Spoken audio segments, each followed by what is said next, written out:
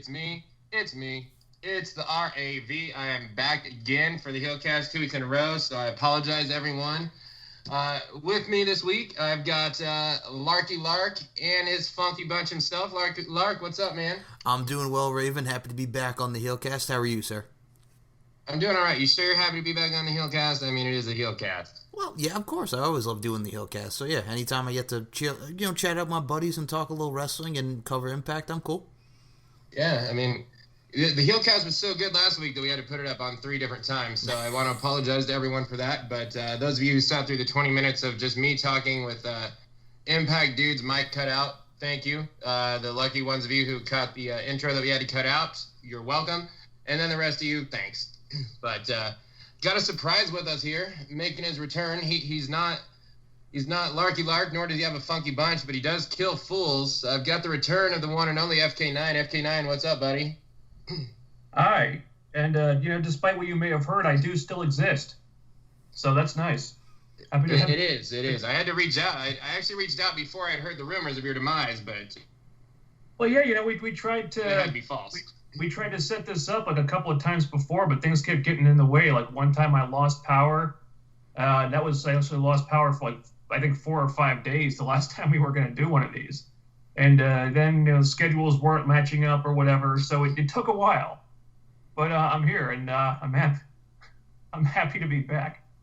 We're happy to have you back too, man. We got people were asking about you on Asylum. By the way, check out Impact Asylum, everyone. Now, FK9's straight shooting show is normally on Impact Asylum. Now, someone asked on there the other day if FK9 was still doing shows. FK9, what's up with straight shooting and what you've been working on lately? Well, I'm on kind of a sort of a self-imposed hiatus from reviewing Impact on the regular every week. Some of you know this. I had kind of a personal setback late last year. Had a death in the family, and there were some. I've just been kind of dealing with the ripple effect caused by that, and I've been dealing with it for a while, and I'm kind of still dealing with it. And I kind of needed a change, and I couldn't really continue reviewing wrestling every week at the time because I didn't have it in me.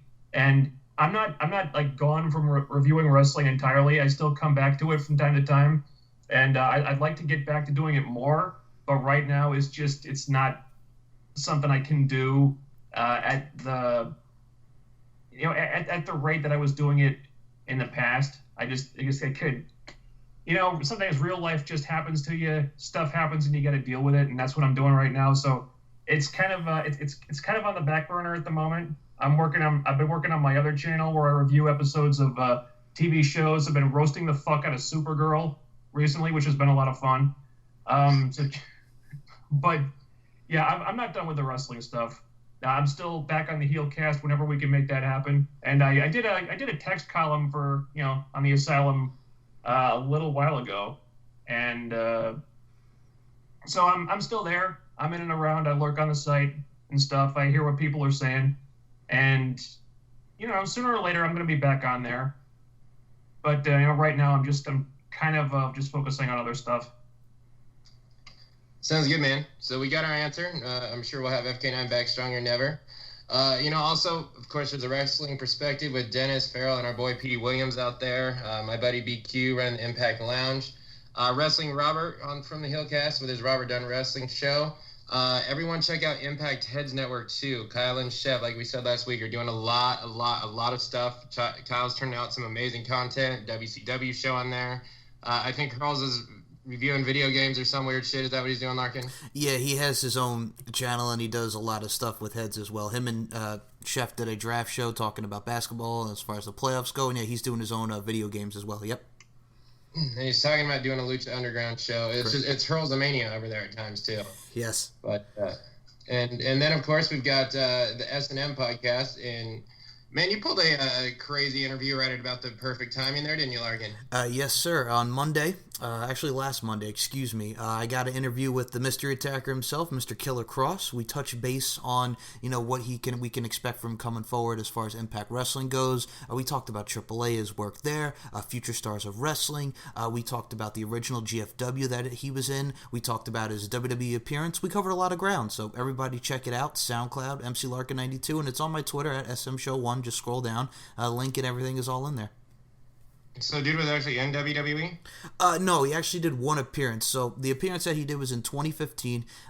He was the guy that teamed up with Darren Young to go against, I believe, the Ascension at the time. This was when they had broke away from Titus and Darren as the primetime players, and then they put them back together, and that was the year when Titus O'Neil and Darren Young won the tag titles. So he made one appearance, but he made the most out of it. Gotcha. See, I mean, what you're talking about storyline-wise makes no sense to me because I haven't watched it, but I did remember who those guys were, the primetime players. But yeah, I mean that kind of puts that away. We'll move on to the news here. A sad story. Big Van Vader, aka Vader, Leon White, passed away this week. I mean, Vader for me, man, it took me a while, but I eventually got into WCW. A little bit before Hogan showed up there. But, Vader was the prime heel. In my opinion, I think Vader was probably the most dominant heel in the history of WCW. I mean, maybe the Giant NWO kind of took over, but dude was a straight-up legend. I'll never forget the Ric Flair feud. Hogan kind of came in there and, of course, kind of killed off what was going for Vader. But I remember him beating Ron Simmons for the world title. And, and then I remember him debuting with the WWF at the time, and he came in and he hit Gorilla Monsoon with the Vader Bomb.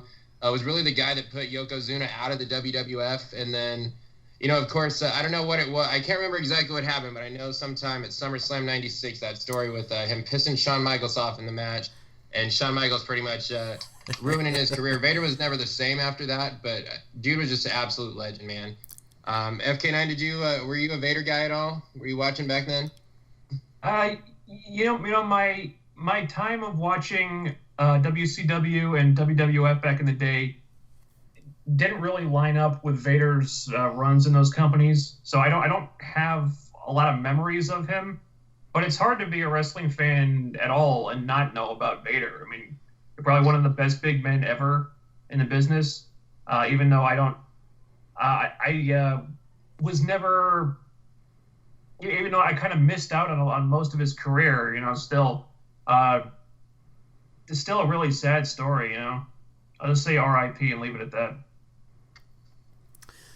I'll give my 2 cents on Vader as well. The man is a legend with what he did in Japan with guys like, Antonio Inoki, the legendary match with Stan Hansen where his eyeball came out of his head. I mean, Ron Simmons, that infamous moment where Ron Simmons beat him for the World Heavyweight Championship, becoming the first African-American World Heavyweight Champion.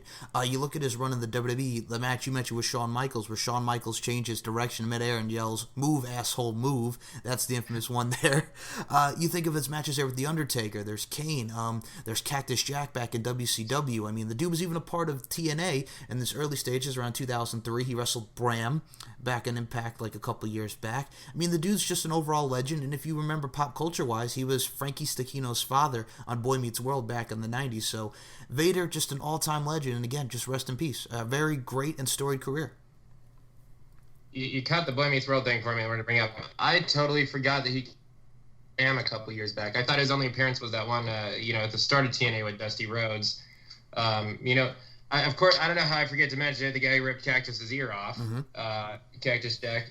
The thing I want to say about Vader, too, is I forgot, man, for a big guy, and I mean, like, not big, tall, like The Undertaker, but I mean big, like, fat dude. He was a fat guy, but his arms were huge. You could tell the dude had a lot of muscle. And I would say he's probably the most agile freaking big man, like a dude of that size, other than Bam Bam Bigelow in history, man. Like the moonsault that you would see Vader do, the Vader bombs. I forgot Ron Simmons actually beat him. He won it back from Ron too, didn't he? I believe so, yes. That's what I thought too. I forgot Ron Simmons actually beat him, but I mean, man, I have a lot of memories of the early days of WCW with Vader. And Vader was a guy that he would beat Sting clean, he would beat Ric Flair clean. He would beat these guys as a heel, but he'd beat them fair and square, which was a rarity, Mm-hmm. But moving on, the big man will be missed. Speaking of to be missed, I've seen Kenny King versus Austin Aries many a times in Impact Wrestling, but our world champion right now, a double Austin Aries, so the rumors are true. He's going to be taking on Kenny King at Ring of Honor's Best in the World pay-per-view. Guys, I'm going to say this. we talked about last week. We talked about how Ring of Honor set up the Madison Square Garden show, and they had like 10,000 people that they were gonna have filled out. So good old piece of shit Vinnie Mac has actually went and put a stop to that for Madison Square Garden. So Ring of Honor can no longer do that. We have Ring of Honor working for Impact in New Japan. So Ring of Honor working with New Japan, of course. Impact working with Lucha Underground. I've been saying for years, Ring of Honor and Impact need to just bury whatever bullshit is between them and start working together so they can stop with this WWE making everyone their bitch thing. I'm hoping that this is the eye-opener for Ring of Honor to where they stop bending over and taking it with a smile from Vince McMahon every time he wants to come and rape their company.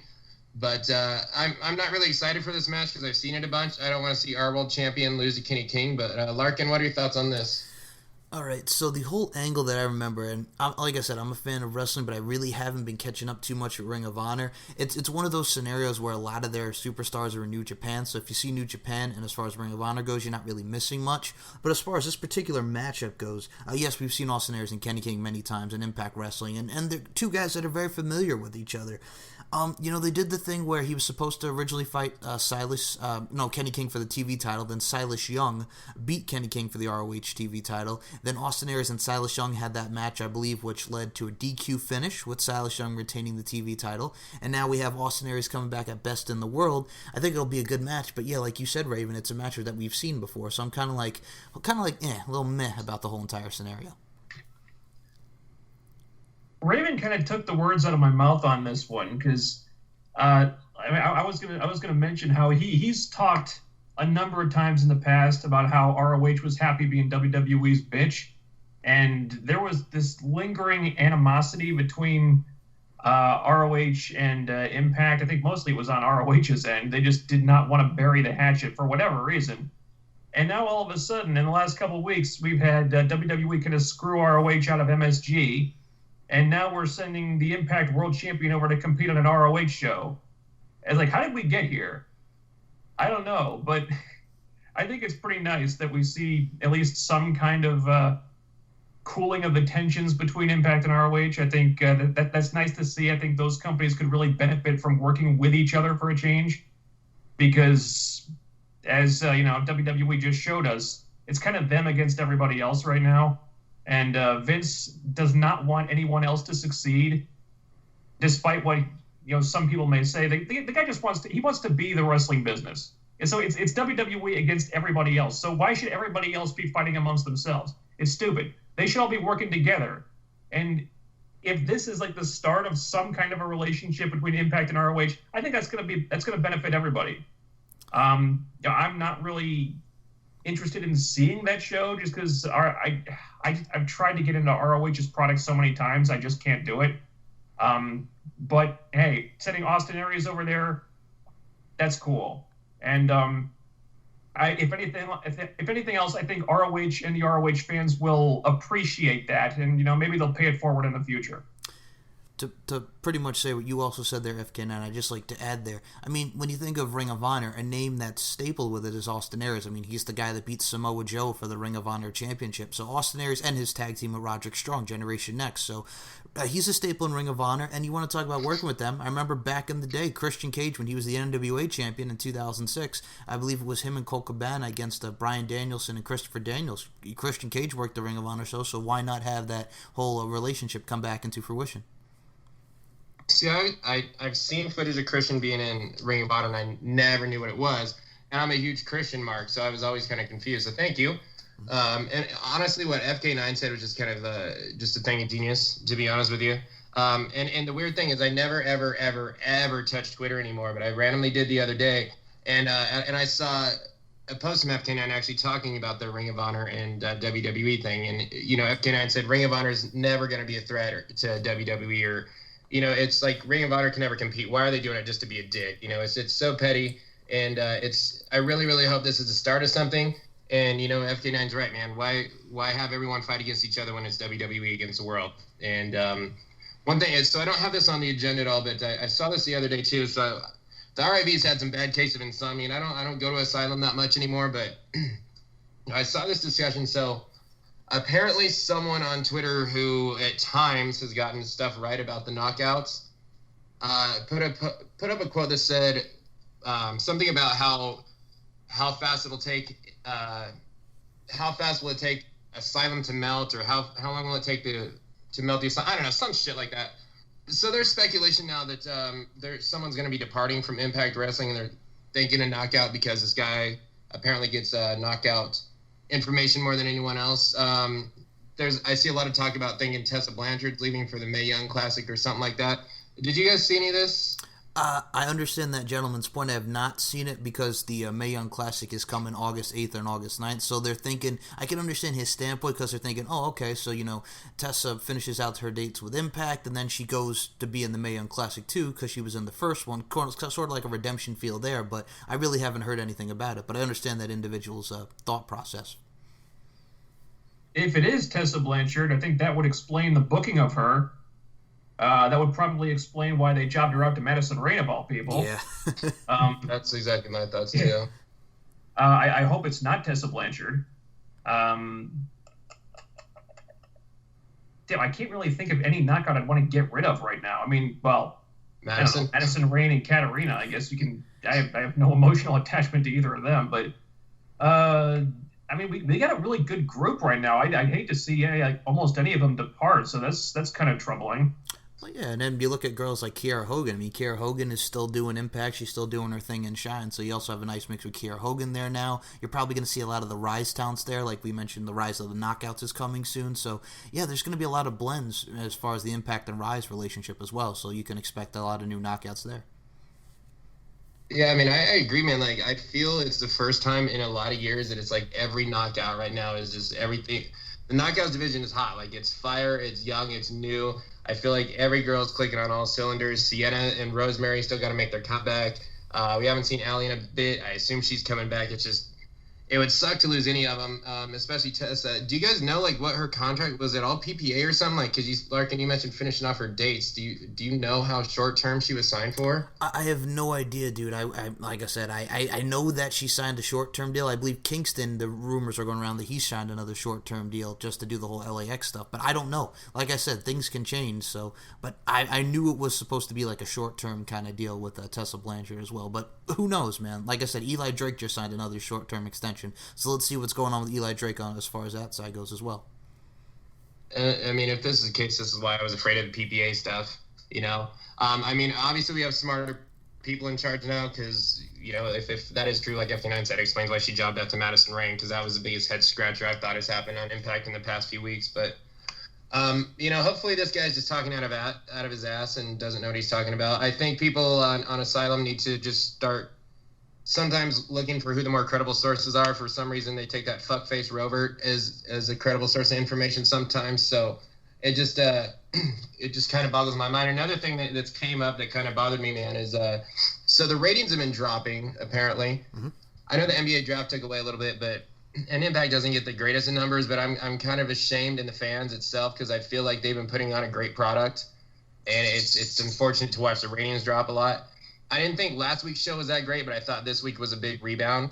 But you remember, so they asked Paul Heyman, like, if you were in charge of Impact, what would you do? And he said, I wouldn't look or think or care about the ratings for a while. I'd take 6 months and just work on creating the best product. And I feel like that's what's going on.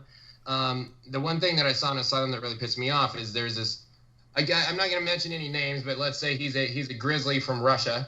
And he's got, there's a couple people on there that can't really think for themselves, not to mention any names, but it's like a man the van, doesn't really have much of his own opinion. He's saying that, if it doesn't change, they need to shake up creative. And I think that's just the most preposterous thing I've heard in forever.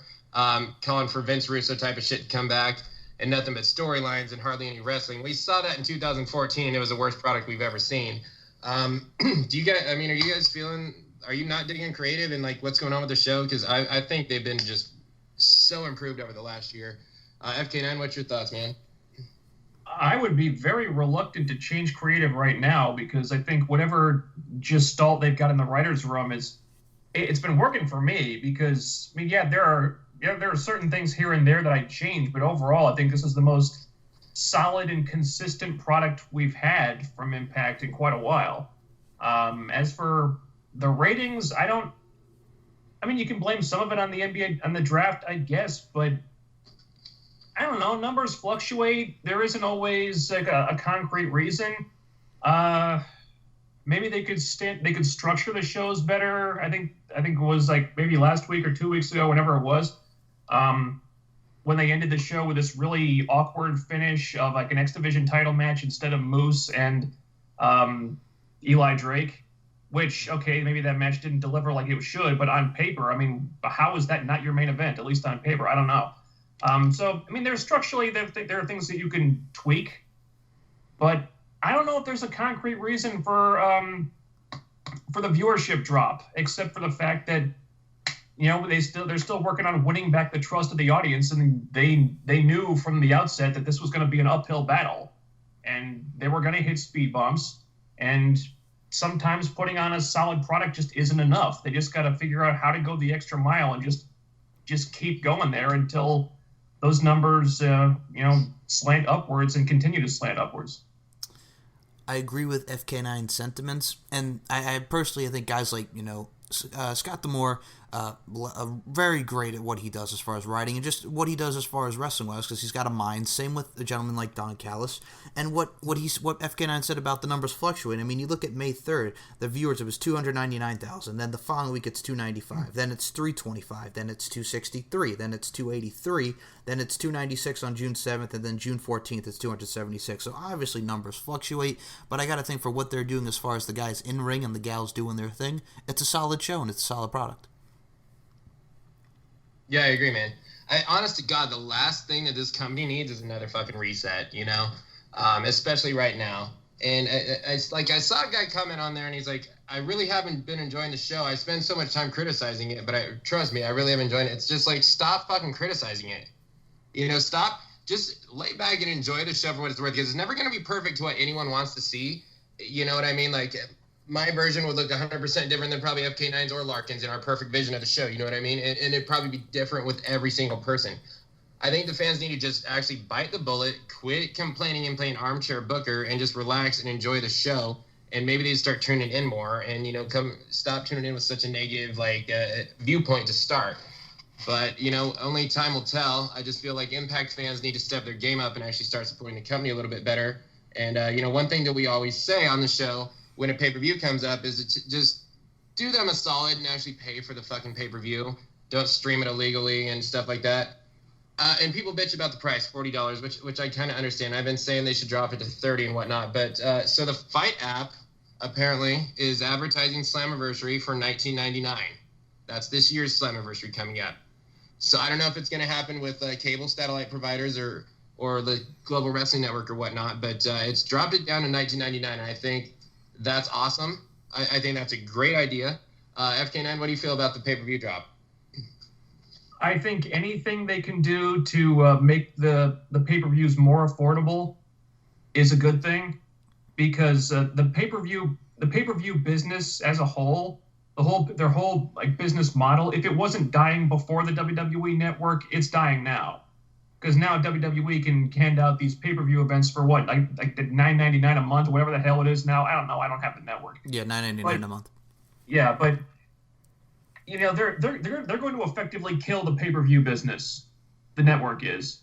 So you can't continue to offer up pay-per-views like any wrestling company. They can't afford to continue offering these things up for $29.99 or $39.99 or whatever it is, whatever companies are charging for these things now. They can't do that. They've got to find a way to make these things more affordable, to just stay in the race and just keep people interested. Because who wants to shell out $30 for a pay-per-view if you can, you just get friggin' SummerSlam or Money in the Bank for $10. Hell, a lot of months they said, you sign up for the network now, you get the first month for free. Mm-hmm. Okay, so you can get a pay-per-view for free now at WWE, because they just want more subscribers so they can pimp out to their stockholders or whatever. So WWE is just making this harder and harder. So anything Impact can do to make a pay-per-view more affordable, it's a good thing, and they should be doing that more often. Pretty much what FK9 said there. Make it affordable. $20 on the app. I got the FITE app, so yeah, just make it affordable for the people. Yeah, absolutely.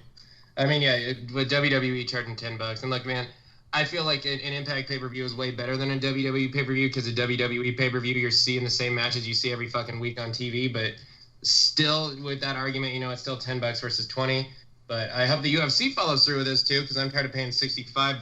But what I'm saying, man, is and this is for America, because I know in like the other countries, Impact pay-per-views kind of run for free. But here in the U.S., man, if you're an Impact Wrestling fan, there's no fucking excuse for $20. There's none. 40 I get, but like anyone can really afford $20, okay? Unless you're like really, really, really can't even pay your mortgage or your rent or some shit like that. If you're homeless, I get it. But $20, you can turn in cans, you can borrow it from your mom, you can prostitute yourself out for all I care. $20 is easy, and all you like loyal Impact fans that complain about ratings and say you're worried about the company, you should fucking pay the $20 for Slammiversary. No, like absolutely no excuses is my opinion, and I think the HEELCAST will probably plug that too, but. Because we did have a show. I thought it was pretty good. The opener I thought was fantastic, but we do have new tag team champions.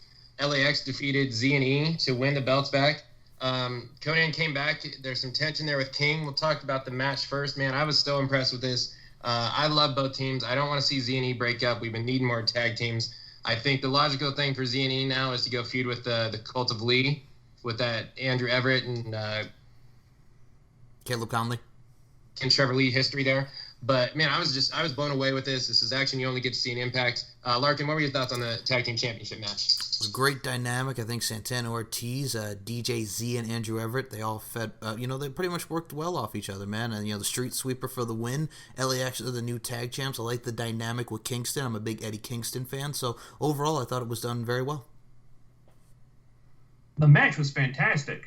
I didn't want it to end.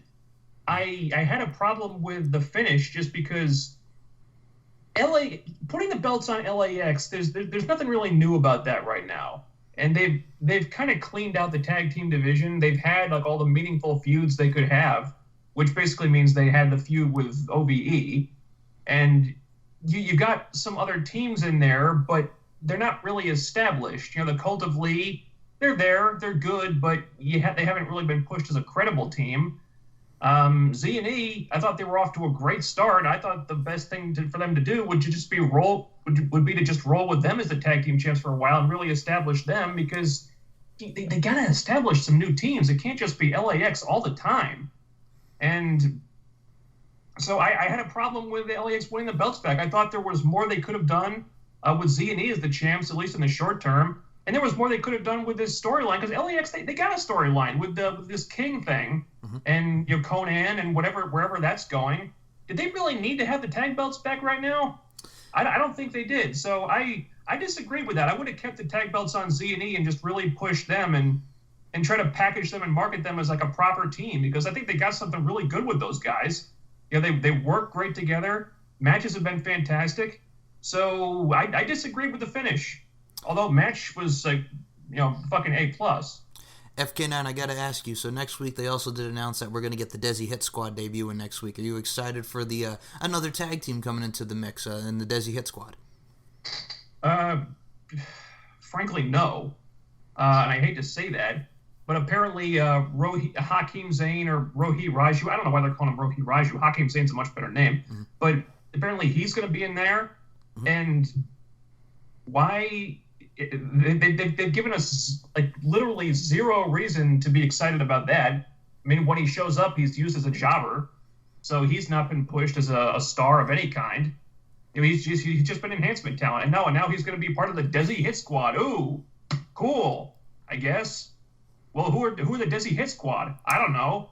They were announced on the website like months ago, and then they never showed up. I think maybe the announcers have mentioned them once or twice since then. Yes, but. Have they given us any reason to be excited about the debut of the Desi Hit Squad? No, there's been no hype videos.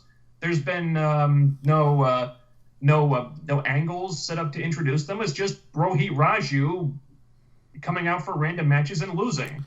And so is there any reason to be excited about this at all? Oh, and you bring up a great point, FK9, on account of the fact that, they just did the graphic this week. Every time you see Rohit Raju, they announce him as a part of the Desi Hit Squad, but number one, where are they? And number two, every time you see him, he got squashed by Cage, he lost to Grado, so there's a lot of L's in his column, so it's like, why are we excited for this particular tag team coming into fruition? Good question. I don't have an answer. Exactly. Go ahead, Raven Effect. No, I was just absolutely, ironically, you know, as you guys were talking, making notes here to the side, first one I had is Desi Hit Squad, so Larkin's on top of that. I mean, I agree, guys. Like, I've been preaching and begging for more tag teams and knockouts, and it kind of seems like we're getting there, you know. But the Desi Hit Squad, unfortunately, it's nothing to really be excited about. I've seen Hakeem Zayn. I haven't really seen any of the others, so I don't know what they're like. But I guess we'll find out shortly. I don't know if it was Instagram or Facebook or something, but it seemed like Impact was promoting Z and E staying together and a great future for them. Of course, you know, the two other things that come to mind, I've been screaming, praying, crying, Sanjay and Petey Williams to go into the tag team division. And, you know, the Lucha Underground partnership, too. You know, I mean, maybe we can get some tag team created from LU. I'll take Killshot and the Mack, that's for sure. I still think there's promise for the tag team division going up. You know, FK9 makes a good point. I mean, I don't necessarily know that I have a problem with LAX getting the titles back. It's more like the hot potatoing with the tag team champions. We've had them on Steiner and Eli, and then Z and E, and then LAX. I mean, since Redemption, that's 3 times that the titles have changed hands. So I think it's a little too much, but you know, I still think we've got some good teams. I think every team that won it was good, and I want to see both teams continue on. Now, the tension with Konnan, you know, they kind of talked with Diamante and King over the past couple weeks. Guys, this could have been good, but there's when wrestling tries to act, and the acting is terrible, it makes the skit bad. And watching this, it was just so bad with the acting that I just couldn't really get into it. What do you guys think about the skit afterwards? It was fine. It served its purpose, dude. It was just to build into the storyline that we're going to see between LAX, Konnan, and Eddie Kingston, all parties involved.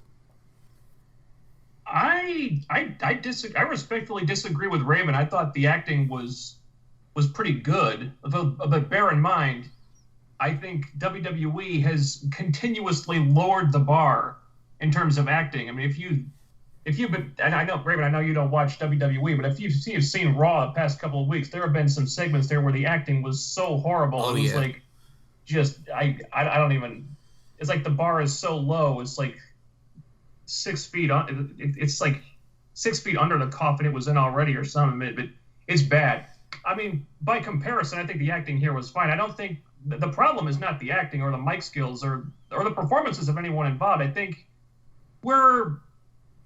I think it seems pretty clear that Kingston is going to be like the heel or the bad guy in this storyline wherever it's going. And I don't think that's meant to be a surprise. I think the surprise comes from finding out exactly what he's up to and how he's doing it, rather than just revealing him as the heel. And I'm into it so far. I don't have a problem with the acting, really. So I'm going to respectfully disagree with you on that one. As far as being into it, man, I thought the acting was bad and the skit was bad. But as far as being into it, I can't even describe how excited I am for this. This is like the first time, guys, I really never paid attention to spoilers. I know what happened the first day, and everything else after that, I decided I'm not going to watch spoiler or listen to the spoilers or read them. Plus, they weren't really leaking out, so I'm giving this thing a new try. But I'm been so excited for Canada because I know what happens with LAX, and I am fucking stoked to the max for it. But you know, guys, speaking of bad acting, there was another skit right after this that just wasn't for me, and it was the acting that did it. And you know, I think the guy is character-wise, he's taking leaps and bounds. Not something I never thought he could do. But the Eddie Edwards skit, you guys remember? And it was nowhere near as bad. But you remember the Hulk Hogan thing in WCW where he was looking in the mirror and the Warrior was there, and like Hogan. Oh, dude, I was gonna mention that. As soon as I turned, you stole my thunder, damn it! I was gonna compare it directly to that. I apologize. Exactly like that. It was so bad. It just, I know the Impact dude liked it because when he went away and I said, you know, I'm going to try and see if FK9's available to do the show this week. He said, I haven't been able to see Impact, but Eddie Edwards is the best freaking thing in wrestling. And then I saw what he was watching and I was like, shit, are you serious? But, and do you notice too, like, I know Impact doesn't have the budget, but there was like literally no fucking decorations in this house. It was just like white everywhere and like no pictures, no nothing. It was just completely like a deserted room that he just beat the shit out of with a mirror and a closet door or something. I did. It just didn't look realistic either. I don't know. They kind of took me out of the segment when Eddie Edwards drives up and the door is locked from the inside, and then he barges in and there's already a cameraman inside. Yes. Like, was the cameraman just waiting there in the locked house for him to come home? Come on. Just the whole segment, man. I mean, he's running Alicia. He's like, and then he's looking at the mirror, and then it's like, oh, he's becoming who he hates, and that's Sami Callihan. And then we're flashing back to the woods. I didn't mean it, Tommy. You did this, Tommy. You did this, Tommy. And I'm like, all right, whatever. Do you think maybe the cameraman was there to record a lovemaking session between Tommy Dreamer and Alicia? Oh no, just dude, that might have been better TV than what we got. It's so it's frustrating because a matter of weeks ago, this storyline was so fucking good.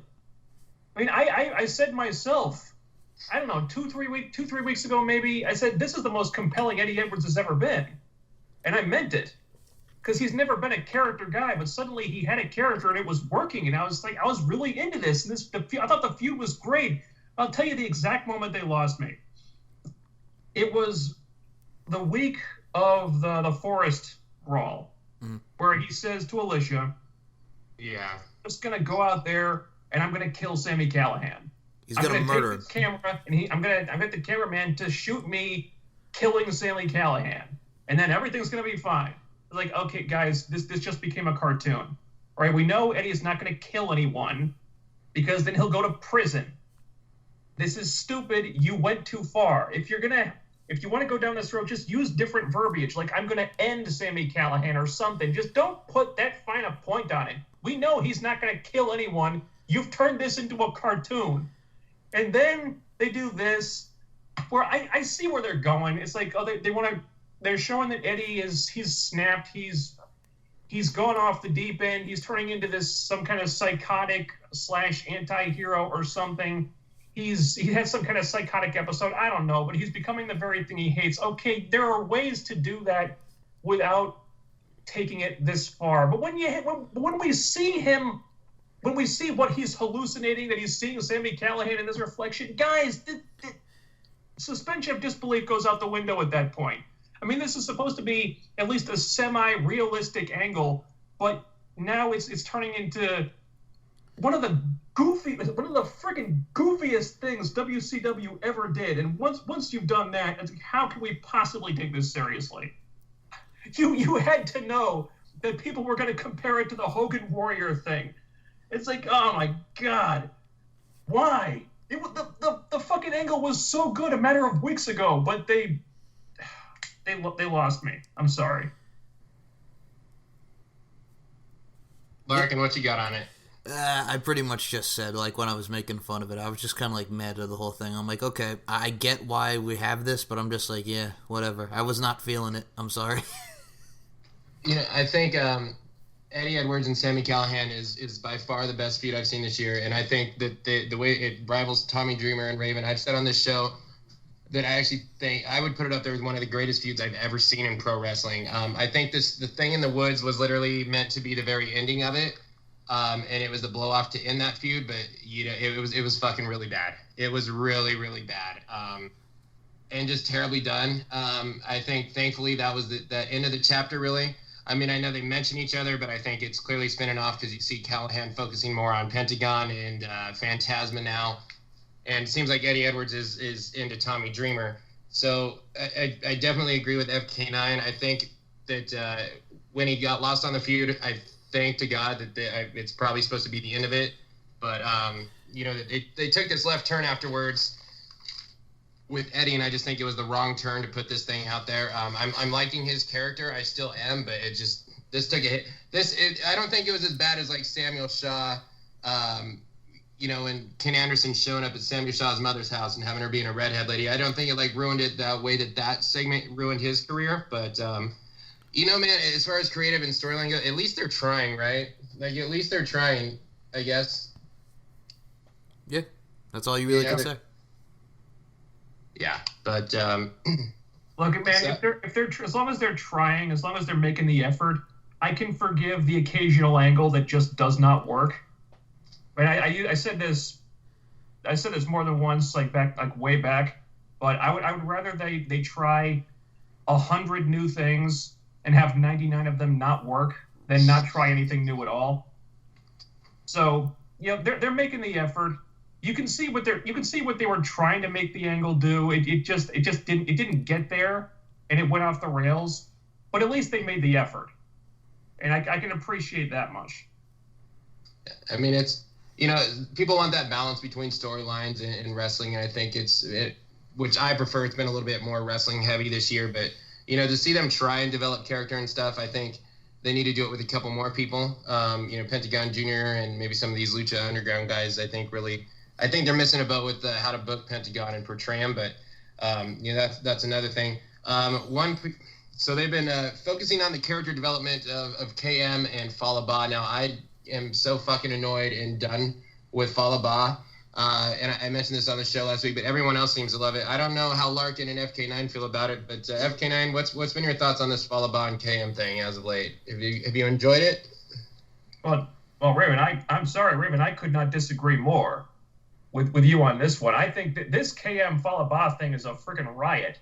I mean, these backstage skits they've been doing, I think have been some of the funniest shit on this show. I'm entertained every time I see these guys. I mean, you're probably not going to get like 4-star matches out of them, but god damn it, when they come out there, you see the crowd, the freaking dead ass crowd in the Impact Zone. They wake up and they're cheering for these guys. They're reacting to them. They're getting like some of the bigger reactions on this show, and it bugs me that they kind of split this team up, because I thought, hey, it may not have been the plan, but look at how much they're getting over. You could do something with these guys. I mean, even if it's just like an undercard comedy act, I mean, there's potential to do stuff here.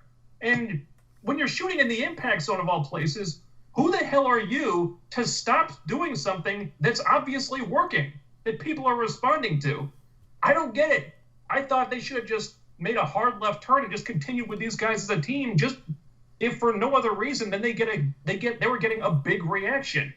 So people were obviously responding to the act, and it bugs me that this happened, because I think they're sleeping on FollowBA, they're sleeping on KM. The guy is entertaining. He's always entertained me. And to have him just go out there and lose to Scott Steiner of all people, here's another question. Why the hell is Scott Steiner helping FollowBA?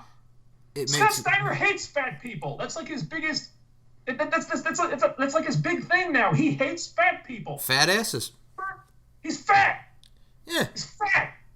Remember, that's his big thing. It's his big promo. When he was with freaking Eli Drake, not even that long ago, he said he hates fat people. Now he comes out and he's helping FollowBA. What kind of sense does that make? And why is KM losing? Why does KM keep losing? He's an entertaining guy, goddammit. They should give this man a little something. It just... it frustrates me, because I want to see KM and FollowBA like do more stuff, because I think these guys have the potential to get really over, and we saw that previously, and it just every time they get a little momentum under these guys, they just get derailed, and I don't know what they're doing. So what FK9 just said. I've been entertained by the backstage stuff, what they're doing with FollowBA and KM. I thought that could have been, like he mentioned, undercard, a nice little dynamic as a team. I mean, these guys known each other. They wrestled each other hundreds of times, Wrestle Pro, so there's that connection. And then you have FollowBA come out there, have him read the letter. You know, we have a wrestler standby. I'm like, oh God, they're going to bring out Dick Justice. But no, here comes the now all of a sudden babyface Scott Steiner, which I'm like, and like FK9 said, you know, fat asses, it makes no sense just to the whole character of who Scott Steiner is. They have the match. KM taps out to the Steiner recliner, and I'm just like, okay, whatever. Just now KM's losing again. Just bury him. They had something with him with the American Top Team they could have done. Then they do this entertaining thing with FollowBA, and then once again, we get it swept out from under us. So yeah, it was what it was. Go ahead, Raven Effect. Well, I mean, Payback's a bitch, because if you remember earlier, I stole FK9's thunder with the Hogan and Warrior reference, but FK9 beat me to the Scott Steiner hating fat asses part, so... Fat! Touche there. Let me clarify. I find KM entertaining and funny. It's FollowBA that's been annoying the shit out of me. The ba, and the no, that's it. It's annoying to me. I think KM's been awesome in this role, to be honest with you. I find him funny. But I thought the way that the letter was written and the way that the way the letter was written and the way that KM read it was funny. That did make me laugh. Scott Steiner, whether he's old, babyface, hating fat asses, doing math, whatever, I still fucking love the guy. He's not spring chicken that he used to be, but, I still enjoy him. Man, you'll probably never be able to take KM serious because he never goes over, but I didn't have a problem losing to the big bad booty daddy because that man still scares the shit out of me. But, yeah. I think I saw something where KM said, "FollowBA, I made a mistake," or maybe I was wrong or something like that. Did you guys see that? I think they're actually going to keep continuing this. Yeah, I think so too. Well, there you go, everyone. Everyone can keep their favorite skit except for me. But so then they had this. I'm sure you'll still have Grado skits to entertain you. So. Oh, that's true. There's something to look forward to. I still am the president of his fan club, remember, FK9? Oh, yeah. Oh, man. Or was that? Oh, yeah, that's right. We had the Robbie eat toilet paper with you. I was Grado's president of Grado's fan club. Count was my vice president, I'll tell you that. I don't know. What you have missed, FK9, is that the Red Lobster Impact dude himself actually does fucking like Grado. And so does Kyle. And I don't understand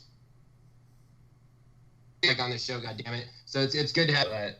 There's been too much Grado love on here, but sorry, go ahead. No, I was just laughing. Go ahead. So they had the Slammiversary press conference with A-Double and Moose. I see a lot of people on Asylum too. They're saying that Moose hasn't been booked properly and he hasn't went over in a lot of feuds, which I call bullshit on. I mean, he beat Congo Kong. He went over Lashley in the feud. Who else? He's beaten Eli Drake, avenged that loss. I think. I didn't pay the most attention, and Moose isn't the best talker to this press conference, but I will say this, is I feel the main event for Slammiversary, you have two guys who can have a great match with literally anyone, and, everyone promised how great Lashley and Alberto was supposed to be last year, and I thought it was a little above average. I think the Slammiversary main event this year is going to blow it out of the fucking water. But Larkin, what do you think about the press conference? It was fine. It was a nice build to Austin Aries and Moose. Obviously, they see Moose as a top contender, and let's see if he gets the belt. And Austin Aries is Austin Aries, so you really can't go wrong with that. So, in a way, it was a nice dynamic for what they had and for the build towards their Slammiversary main event. Go ahead, FK9. I kind of understand what people are saying about the Moose thing. I think the problem is not that he hasn't gotten big wins or been built up, it's that he hasn't been treated. There's been not enough consistency with him. And also, I think we're underestimating a little bit how much damage that whole American Top Team feud did. Because that I'm sorry, I know Raven may defend this thing, but I thought that entire storyline was terrible. I thought it did more damage to Moose than anything else. So it hurt him more than it helped him. And then he's been there since then, but I don't know that there hasn't been a consistent build. I mean, he's gotten wins. He's gotten wins, but I don't know that there's been a clear direction for him. I mean, aside from him, we know that he wanted to win the world title this year, but it feels like there's been stop and start pushes with him. So it doesn't feel as him being in this spot doesn't feel as earned as it could be or should be.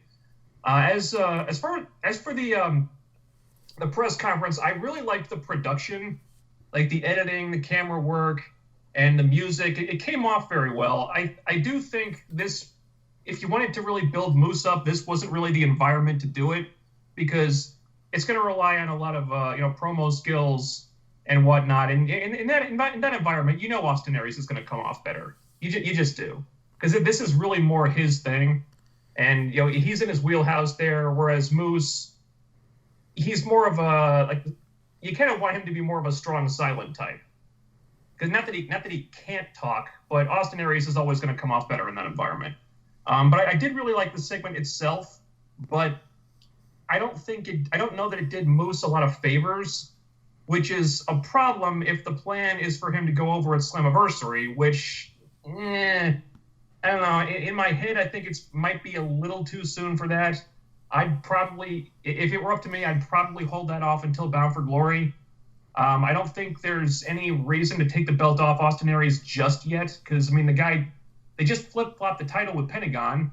And so what, is he going to lose it again already after just winning it back a few weeks earlier? I don't like that. We've had too many hot potato title changes already. So I don't know that Moose is as hot as he could be or should be, and I don't know if the time is right for him just yet. I'd like to see him win it in the not too distant future, but I think there's more build-up they could do with him to like better prepare him for that spot than he is right now. Yeah, that's pretty much what FK9 said. I agree with. We all sent our sentiments on that. So just go ahead, move along, Raven Effect. Absolutely. And this is I've been looking forward to this part of the show way more than anything else, because basically myself and Impact Dude kind of talked a little bit about this last week. I'm gonna say my piece, and then I'm gonna let the dog off the leash for a minute here. Also because I know I gotta run and grab something for a second, so it's gonna make it that much better because I know I'll have time to do so. But so Madison Rayne gets the victory over Taya this week. Impact Dude and I talked about, the random Madison Rayne push when we were talking Tessa Blanchard last week. I read the spoilers. I knew that she was going to end up challenging Su Yung. I feel that this came off better on paper, or it came off better on TV than it did on paper to me, because a head scratcher with Madison coming back the way that she has, getting the title shot after hardly winning any match the past couple of years. And I don't know if this is like a kind of a say goodbye thing, so her daughter can see her, kind of like they said Goldberg did. But I felt like the Madison and Taya match was very good. I don't necessarily know why Madison is really getting the push to the top the way that she is. I'm a fan of Madison, but I feel she should be the last person in the division right now to get that title shot. But like I said, I never touched Twitter. I randomly got on there the other day, and I saw the guy who has been very, very vocal over Madison Rayne over the past, since I've been listening to him and friends with him for, 5 years or so now. But he had asked, you put out a tweet asking about, or just saying you were curious about the booking of Madison Rayne and just how you didn't get it. So I'm going to let the dog off his leash here. And so, ladies and gentlemen, to talk this Madison versus Taya and the title shot at Slammiversary is the one and only FK9. Well, you guys really build me up every time it's time to talk about one of these major knockout angles. I get a little intimidated when this happens now. Okay, well, first of all, question: why on earth is Allie not in this spot? Why is Allie not getting the match at Slammiversary? She's the former champion. She hasn't gotten her rematch yet. She's the one with the storyline with Su Yung.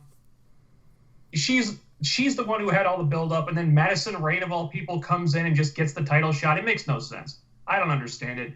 And then now let's talk about Madison.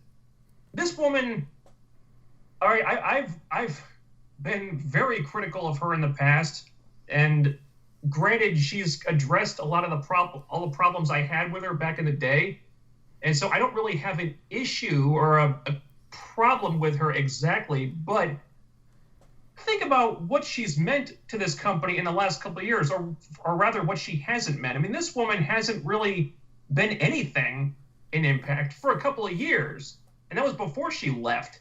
I mean, she was just focusing on putting people over and giving a rub to newer girls. And hey, I'll give her a lot of respect for that, because I believe she was on the creative team at the time and may have been booking that stuff herself. So good for her helping other people out. That's something I'll pat her on the back for. But the end result is that Madison doesn't really mean anything anymore. And to have her come back and just be put in this spot, it doesn't work. I'm sorry. I mean, I've seen people on Twitter saying, "Oh, well, she's one of the most decorated knockouts ever." Yeah, but what does that mean anymore? You can't have her go a couple of years without winning anything or being in a meaningful storyline or feud or match or anything. Go do that for a couple of years and then just bring her back, and then suddenly she's a big deal again. It's all messed up. Now the story is it's maybe a Cinderella story where she's getting one last shot at glory, and she wants to do it for her daughter and all that stuff, and she wants to get that one last grab at the brass ring. Okay, there's stuff there's probably a way to tell that story and have it work. But is the best way to tell that story having her come back from out of nowhere and immediately score wins over one of the most high-profile knockout signings you've had in years in Tessa Blanchard, and then come back and then beat Taya Valkyrie a few weeks later? Was that really the way to do it? To have her come from behind, come out of nowhere after years of not meaning anything, and then suddenly she's beating Tessa Blanchard and Taya Valkyrie and challenging for the title on the biggest pay-per-view of the year? No, it doesn't work. I'm not buying it, and you shouldn't be selling it. They haven't even. The problem is everyone. I think all the fans are pretty much in agreement that it should be Allie getting this match, and they haven't even addressed that. She's owed a rematch. She's the former champion, and then suddenly she just disappears, and then here's Madison getting her spot. Now, if Madison had won a number one contendership match, or there'd been some kind of angle where Allie got taken out and she couldn't wrestle a match, okay. It doesn't make, but the way they did this, it's kind of like Madison just stole Allie's thunder. And it does not compute. I don't get it. I'm actually a little bit worried that they might actually go through with this and put the title on Madison, which would be the worst thing they could possibly do. Because that would just completely cut Su Yung off at the knees. You cannot have Su Yung go over Allie, take Rosemary out, two of the biggest knockout babyfaces you've had in ages, and then have her lose the title to Madison Rayne. You completely ruin Su Yung at that point. Again, no offense to Madison, but look, she had her time. She had her time for a very long time, and now, no offense to her, but it's someone else's time. And they don't seem to get that. And they don't seem to want to book this in a way that acknowledges that. Because the way they've done this, it's like she's just shoving everybody else out of the way and being inserted into the spot that somebody else should be in. And I just don't like it. And it doesn't make sense. I'm worried that they're going to put the belt on her and they're going to ruin what they built up with Su Yung. I hope we're looking at a situation where Tessa Blanchard shows up and costs her the title, but damn, man, that rumor that Tessa might be finishing up her dates and moving on to the Mae Young Classic, that worries me. So I don't know, maybe we can get Allie playing some kind of role in there, but they got to keep the title on Su Yung. They cannot give it to Madison. Now's not the time. It's not the place. It should be Allie in this spot. They got to keep this thing going with Sue and Allie. And I don't know how long it's going to take Rosemary to come back, but if they were to take the title off Su Yung before then, it's going to ruin this angle. They did something really cool with Su Yung and Rosemary, so I say just keep the belt on fucking Su Yung until Rosemary comes back. And if Rosemary's going to be out for a while, there's got to be another way to keep Sue hot. And the way to do that is certainly not by taking the title off her for Madison Rayne. Whew, I don't know how I can follow that, but that was great, FK9. Pretty much. I kind of went off on a little tangent there. I'm sorry. No, that's okay, dude. Please.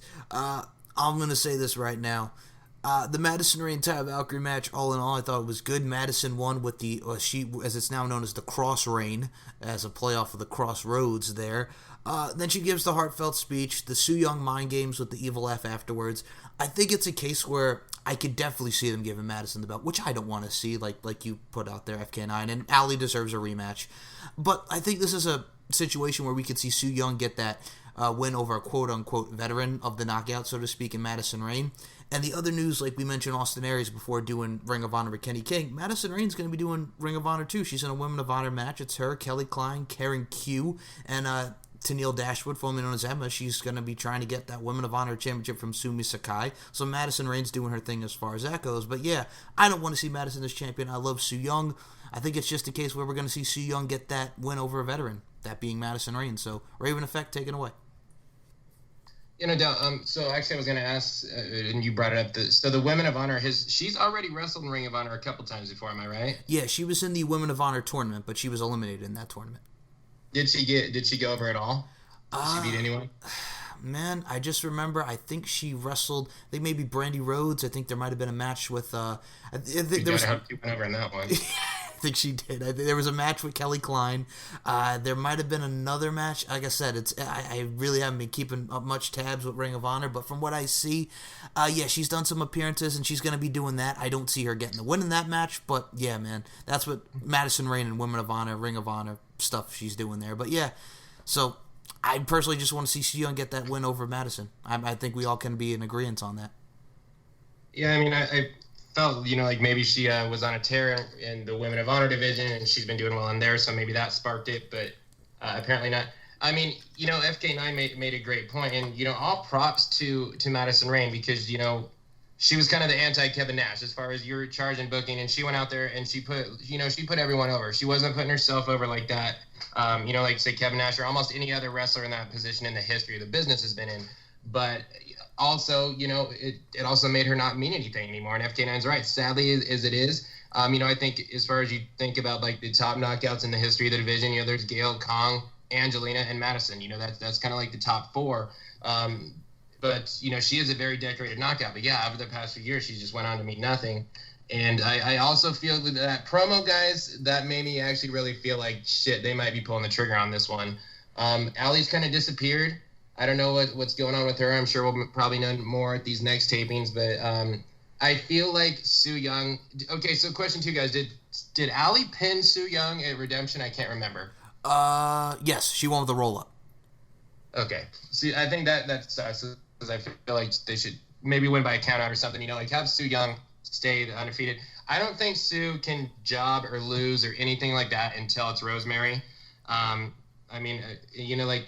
As far as keeping it fresh and waiting for her to come back, I mean, Diamante seemed cleared. I mean, I'd rather see Diamante in this position than Madison Rayne, even though she hasn't really wrestled. But, she's been hotter and she's younger, and we've all been wanting to see that happen. But, yeah, I am afraid they're going to do it. I don't think it's going to completely ruin the division, but it's definitely going to ruin the mystique that should be Su Yung. But time will tell, guys, and hopefully they'll listen to the fans prior to Slammiversary. But... well, one other thing, if you don't mind, Raven, I'd just like to add, like you mentioned, Diamante. Dude, she'd be a great addition as far as wrestling goes there, because she's amazing. Angel Rose on the independent scene, Diamante.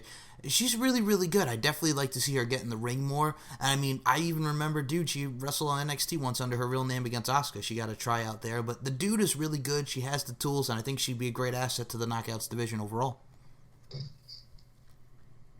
I mean, I've been wanting to see her perform since, what was it, January last year or February, March, whenever they debuted. I just thought, like, this girl, every time she goes out and does some shit in the ring, she's fire. And I feel like she's been one of the most anticipated. It's kind of died off because we hardly ever see her anymore, but I'm happy to see her back. I'm happy to hear Homicide's name mentioned again. So we'll see where that goes. But so main event, kind of a shocker.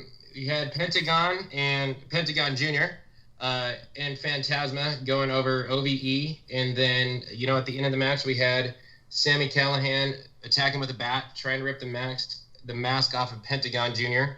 I'll talk about it at some point at the end, but let's talk about the match first. It was just strange that this main evented for me, but it seems like we're gonna get Pentagon versus Callihan out of it. FK9, what were your thoughts on that?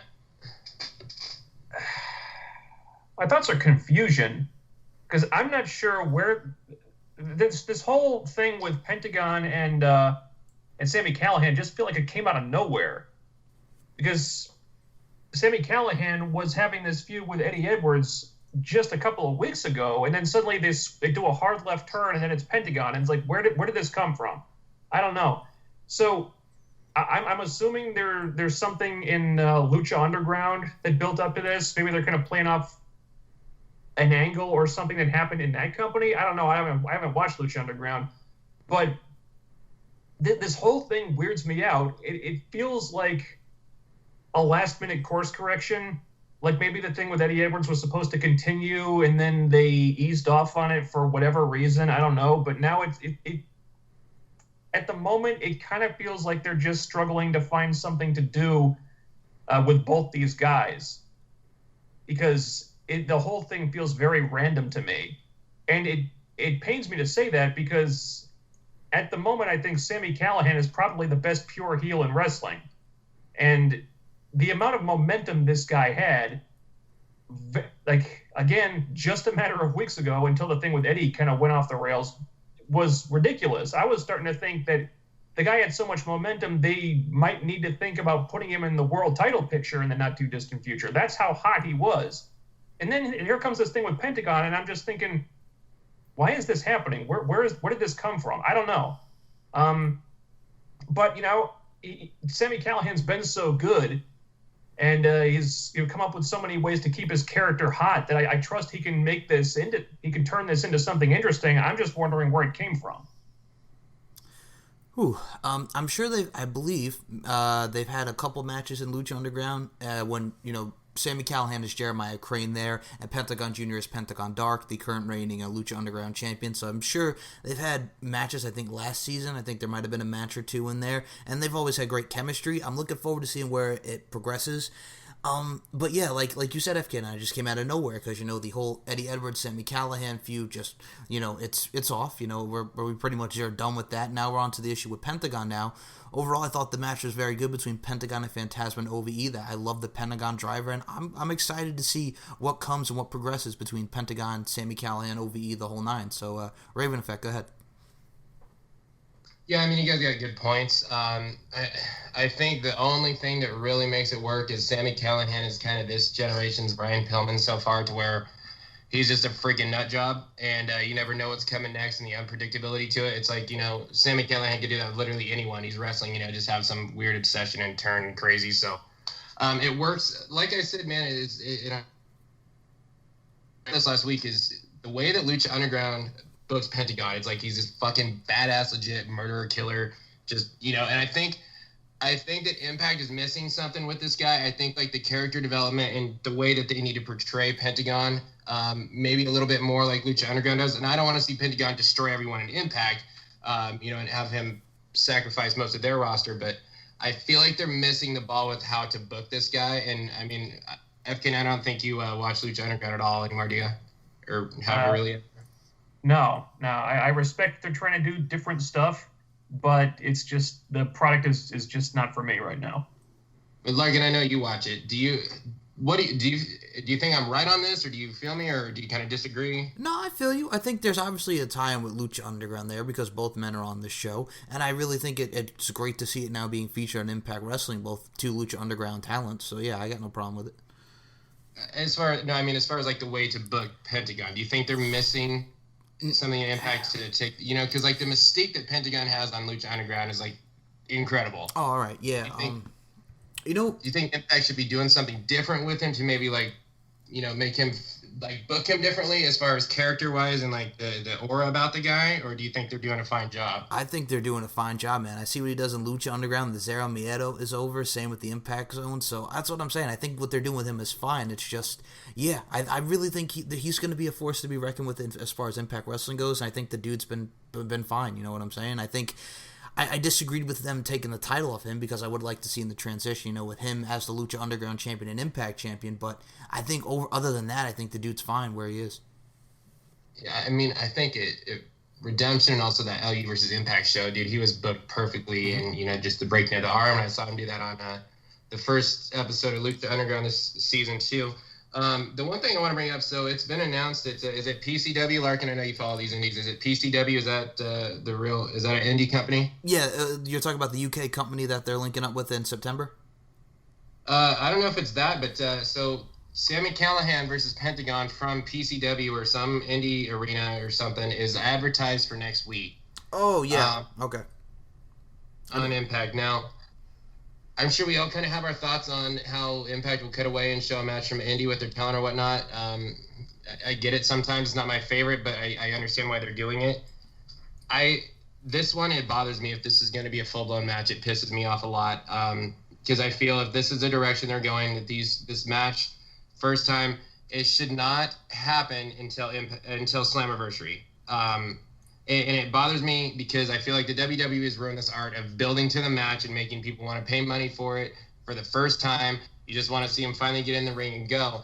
And I feel like that if they're going to just show this as Callihan versus Pentagon, and I feel they messed up putting, you know, Eddie Edwards beating Callihan on House of Hardcore. I feel like they should have saved that for Impact or for Slammiversary or something. But I have such a problem with this happening if they actually go through with this match.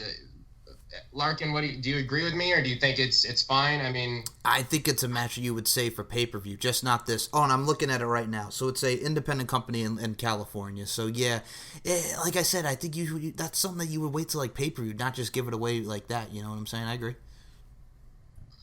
Concur. It bothers me, and I think Impact. I feel like everyone goes off of what WWE does. They let WWE fucking dictate the entire business, which I understand why, because they do. But I feel like the dare to be different and make people build up, it's gone. And I always go back to Hogan versus Warrior, man. The way that they built that shit up, and it's like they teased it at the Royal Rumble. They never touched each other, and then finally by the time WrestleMania hit, you had like the fucking one guy that never, like, the greatest of all time, Hogan, no one beats him against his up and comers. It's like so unstoppable, and it's just like who's fucking better. I mean, obviously these would never reach the standards of Hogan Warrior, but I feel like that big fight feel is eliminated in wrestling so much because they just keep airing the same matches too often. But that kind of wraps up Impact. Before we move on to the new thing we've kind of been doing here. Guys, at Canada tapings next week. As I said, the spoilers didn't really leak. They really didn't come out like they normally do. FK9, were you trying to follow spoilers like we normally do on Asylum this past round of tapings? I was looking for them. They were harder to find than normal. I know the gist of it though. I know where you're going. Know where you're going with this. Yeah, but I mean, the thing is. Like the first day I kind of found it, and it was hard to get, and it seems like people weren't letting them out. And I'm sure I could go find the spoilers on the internet, but like I said earlier, this is the first time around that I just said, you know what, I'm not going to do it. I'm going to watch these shows, not really knowing what's going to happen, and I want to see how excited I am. And I've been fucking excited. I can't wait for these Canada shows, and like the past 2 weeks, I've been hoping we're there, but we're not. And thankfully, these are smaller taping blocks. Larkin, you excited? Do you do the spoilers, Larkin? I can't remember. I mean, I do them, but yeah, I mean, I'm excited. I've seen what's going down in Canada, but like I said, I'm excited from what I've read, for most of the stuff that I read. I haven't read all of them, but for what I've seen, I'm looking forward to it. FK, what about you with these Canada tapings? There are things I'm looking forward to and things that I'm not looking forward to so much. Yeah. Like I said, man, the only thing I really know about is the LAX thing, and it's something I've said on this show a fucking dozen times before and put in Asylum columns and all that, and they're pulling the trigger on it, and I'm so excited. I think it's just going to be this amazing skit, or not skit, but angle and storyline. I can't wait to see it. So, Impact fans, tune the fuck in, please. Let's get these ratings going and help this company out. But, sorry, I can't talk today. I'm so lucky to be carried by Larkin and FK9. But, I reviewed Lucha Underground Season 4, Episode 1 last week. We're kind of doing that again this week with Episode 2. FK9, I know you don't really like Lucha Underground or watch it. I don't know if you want to stick around or not. If you don't, we don't have to waste your time here. I'll stick around. All right, man. Well, I've got Larkin with me. So, FK9, the Impact and the Lucha Underground, the partnership, man, I made me decide I'm going to give Lucha Underground another try. And because I didn't like it, I've always liked the wrestling. I've always never taken anything away from the wrestling, but just this craziness and the cheesiness and the poor acting, it just wasn't for me. But I tuned in last week and I really enjoyed the show. And I tuned in this past week, like a couple days ago, man, and I enjoyed it a lot again myself.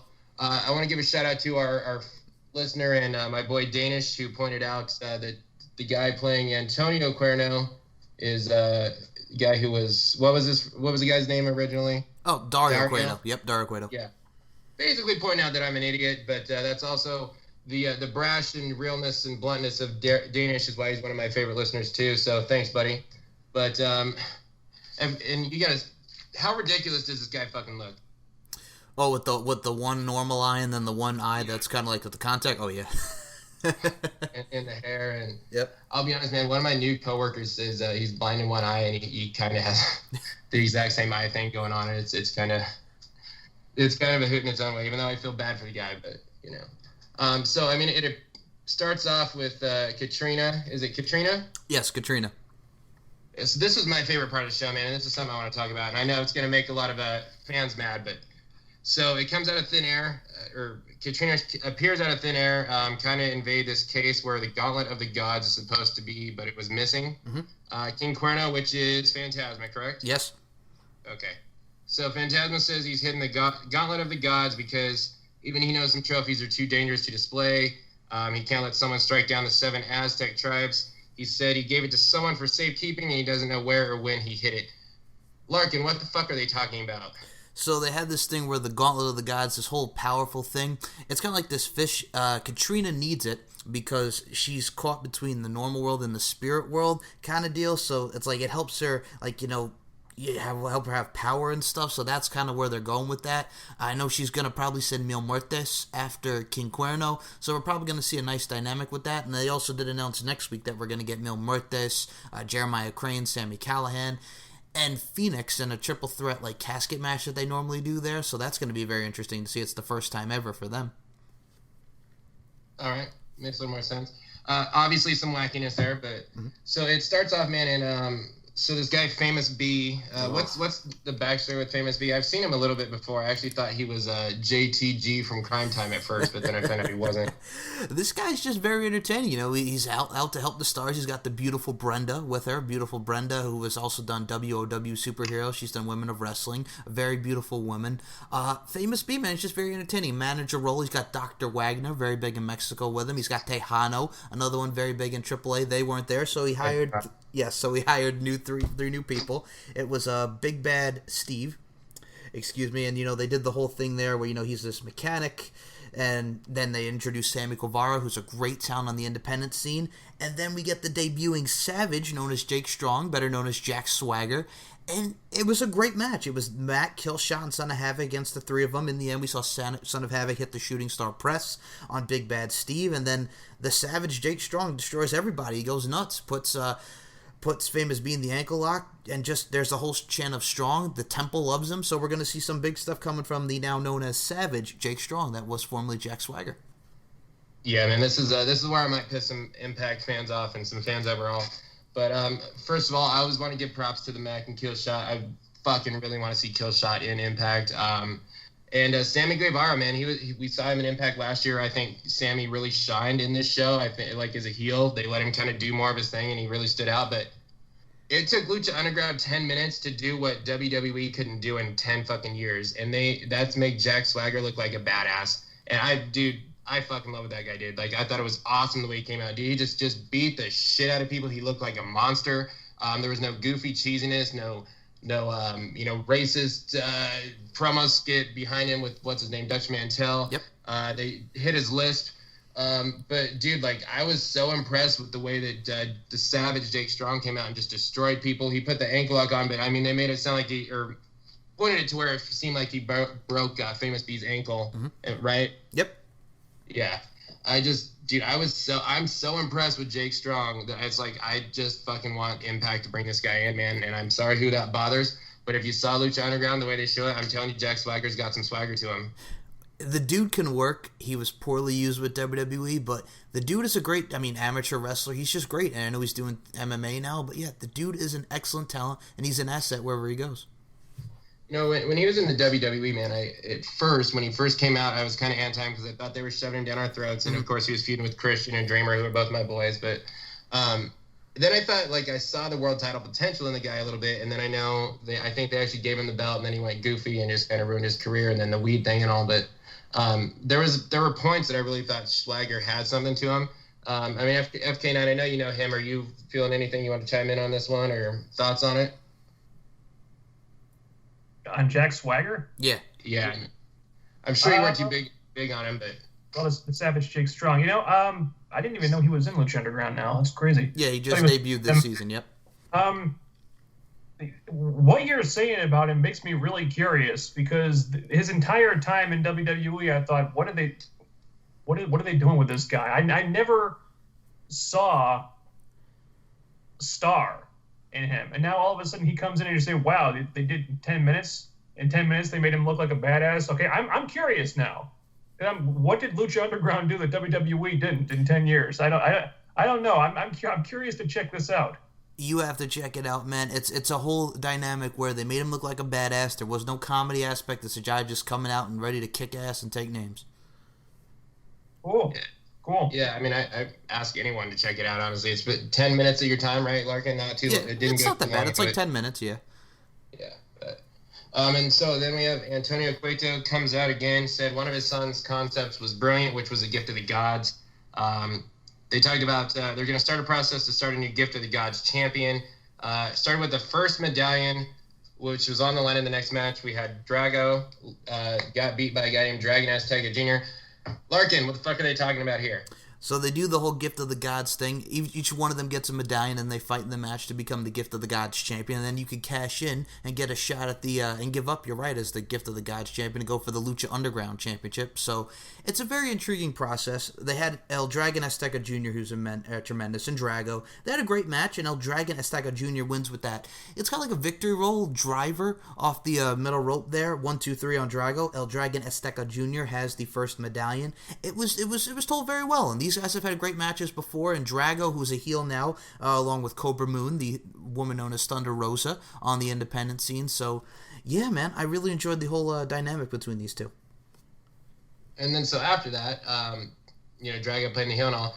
So Johnny Mundo comes out, and he said, is Drago kind of a jobber in Lucha Underground now? Because, I mean, Mundo had said something about if you think your guy, or if you think Drago can beat me, but he can't even beat Dragon Azteca Jr. or something like that. It's a dynamic where Raven. It's a dynamic where he turned on his buddies Aerostar and he turned on Phoenix, and it's a thing now where he's with Cobra Moon and Vibora and Pindar, and Vibora attacked Johnny Mundo there in the Aztec Warfare last year, and then you had Mundo and Taya come back and attack Cobra Moon. So it looks like we're gonna get maybe a mixed tag team matchup where we have Cobra Moon and the very tall, like almost 7-foot Vibora against Johnny Mundo and Taya. So there's a very interesting dynamic there as well. Yeah, which what they're going to bring up is he distracted her so Taya could come out and attack him. So they fully embraced the Taya and Johnny Mundo relationship on Impact or on Lucha Underground. I'm wondering if Impact is going to do the same, and I almost feel like they should, because I feel kind of like both characters are stalling in a way. I think Johnny being off TV and coming back as a face with Survivor and all that, come back to get his revenge against Kong, but they've kind of fallen flat with Taya, and I feel like maybe putting the two of them together, and I want to see a heel turn with Johnny Impact. But what FK9? What do you think about if we put Johnny Mundo and Taya, or Johnny Impact and Taya together on Impact? Do you think they should embrace that or stay away from it? Well, as far as the heel turn goes, I think they should absolutely embrace it. I think that's been the problem with this guy from the outset, is that they wanted him to be a babyface, but character-wise, he's not a good babyface at all. I don't think he ever has been. I mean, he can wrestle like one, but as a character, it doesn't work. I've been told that he's much better as a heel in Lucha Underground. I don't know. I haven't seen it. I remember his promos and character work were in WWE were somewhat better as a heel. So I think that's probably what he needs to be. And if you put his wife with him, she can play a good heel. I think it's probably going to come off better in Impact, because the babyface thing, it wasn't clicking. He can do the flashy high spots and everything, but once he gets on the mic, it kind of all just sort of falls away and it doesn't click. So make him a heel, put him with his wife. That's good. I think he'll probably be more comfortable that way. And Taya's been kind of floundering herself lately. Seems to have no direction. So this could be a new direction for both of them. And if it works in Lucha Underground, maybe it'll work in Impact too. Larkin, what do you think? I agree with what FK9 had to say. I mean, I would love to see the dynamic between them and Lucha Underground like they do in Impact Wrestling as well. So I concur and agree with what FK9 had to say. And they did mention that the two are married now on Impact this week. Yes. So. Oh, they did mention that? Yeah. I missed that part. Yeah, just roll with this. Yeah. I think it's time. I do. Shit, man, wouldn't it be crazy if Johnny Impact comes in and he somehow turns and he gets so him and Taya end up in Jimmy Jacobs' stable kind of a thing? I'm just trying to think of some things out there too. But he mentioned the Slamtown thing on Lucha Underground and as a heel, and it didn't sound corny and canned like it does on Impact. But Larkin, the thing I wanted to ask you is, what's the story with this Ricky Mundo guy? He's supposed to be Johnny Mundo clone. He's supposed to be like Johnny Mundo's #1 fan. He's a part of the whole worldwide thing that they're doing. Him, Taya, Jack Evans, PJ Black, aka Justin Gabriel. So he's a part of the whole worldwide thing, the Lucha Worldwide deal. So he's like Johnny Mundo's #1 fan. He legally changed his name to Ricky Mundo. So yeah, there you go. Gotcha. So yeah, dude takes his thing top to bottom, his entire gimmick. He looked kind of like Johnny. He really did. So then the main event was here's the other question I have for you. Larkin, why is he called Pentagon Dark instead of Pentagon Junior in Impact Wrestling? Because he was with Vampiro. Vampiro was like his master. Then he went from Pentagon Junior to Pentagon Dark. So he kind of like had a little metamorphosis kind of deal. Then he turned on Vampiro. And so now he's Pentagon Dark, and he's just out there against still Cero Miedo, but he's still Pentagon Junior, but he's Pentagon Dark, going over a little more towards the dark side. And Matanza Cueto, a.k.a. Jeff Cobb, is tremendous. He's an Olympian. For his size, he could work wonders, and I think they had a great match. These two have wrestled each other before. Matanza has that victory over him, so Pentagon Jr. gets the victory back with the package pile driver, which was an amazing sight to see. And then, Pentagon was going to break his arm, but then Antonio Cueto comes out, muscles him off, calls him worthless, calls him weak, and pretty much I think we're going to see a more revitalized, a more rejuvenated Matanza Cueto going forward. Is Matanza supposed to be his son, too? Yes, him and Dario are his sons, correct. Okay. Because that confused me. I didn't know, but yeah. That was impressive, dude. I feel like the way that they booked Pentagon Jr. on Lucha Underground is just a thing of just. I think they do fucking perfect with the guy, man. He just seems like the most badass, ruthless, lethal, out of this world, inhuman killer, man. And I kind of want to see it more, a little bit of that in Impact, but and then so show ends. It's in his. I think you mentioned earlier, but Jeremiah Crane walks in, says he wants to be inserted into next week's Grave Consequences match. Yep. So Antonio made it happen for him. What's the Grave Consequences match? It's pretty much like a casket coffin match, but it's a very nice. They put like it's a nice little setting. They have it's kind of like their version of the Druids in it, so it's a spooky kind of deal, but it's cool. And this is the first time that they're gonna have a triple threat match of that sort on the show, so that's gonna be a great main event next week. And who's he wrestling in? I didn't catch that. Sure, it's Mil Muertes, a.k.a. Ricky Banderas, a.k.a. Judas Macias, and Phoenix. So it's Mil Muertes, Phoenix, and Jeremiah Crane. Cool. Should be interesting. But and actually, we are going to be talking about Judas Macias on the HEELCAST tomorrow too, because for the fans, listeners of the show, I should say. We've been talking about doing these nostalgia shows for a long time, and happy to announce that we should be recording, as long as everything goes planned, the TNA 2006 through 2009 show tomorrow. So check for that later on. But guys, that wraps up Lucha Underground. I've really enjoyed the first 2 episodes so far. Larkin, any final thoughts you want to throw out before we head out? I just want to say thank you guys for listening. Thank you, FK9, for coming on the show. It's been a blast talking to you. Same with you, Raven Effect, as always. And yeah, just check out Lucha Underground next week. That's going to be sweet. And Impact Wrestling going forward next week now with the Canada taping. So just enjoy. FK9, what about you, man? I just wanted to say thanks for having me back on the show. It's I know it's been a while. And hopefully we can do this more often in the future. I'm starting the process of looking for a new place to live right now, so I might be incommunicado for a little bit. But we got to find a way to do this more often because I miss being on the show. Yeah, man, we've missed 72, and it's been great having you back on here. I want to apologize. I know I've kind of sounded like a tongue-tied fool who's too hyped up on Adderall, and I'm very lucky to have Larkin and FK9 with me here to completely carry me this show. But it's been an absolute pleasure to have both of you guys on, and it's great to have FK9 back. Welcome you back, man. Larkin, always, you blow me away with how good you are and smooth and natural you are at this. So, look, HEELCAST out. I want to thank everyone for listening. Check us out. Check out Impact Wrestling. Look for our nostalgia shows. We'll bring FK9 and Larkin back soon. Thank you all, and have a great week.